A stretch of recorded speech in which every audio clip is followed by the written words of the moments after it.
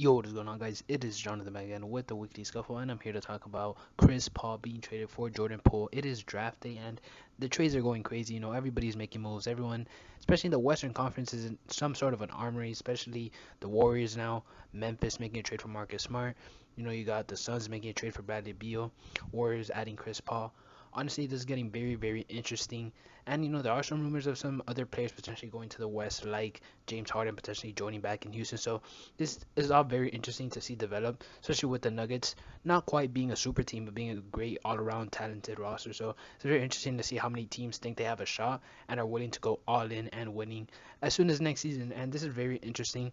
And honestly, I really do like the trade for kind of both teams. For Chris Paul, he's aging, he's a little older, but in the Warriors system, he's just I feel like he's gonna play great. You got Steve Curry, you still got Clay. I'm assuming this means they will stick with Draymond, which I like because you don't really get a Curry that often. And yeah, I like some of the young players like Kuminga, like Moody, but the players like Steph Curry, those are the franchise guys. Those are the guys that you tank to try to acquire. So it makes sense to get somebody like Chris Paul, who I still believe could help you in your championship, especially if he's coming off the bench as a six man.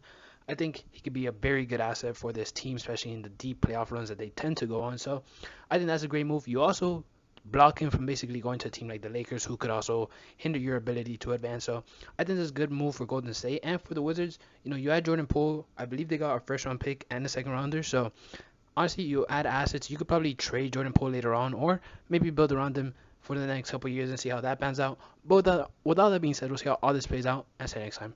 Peace.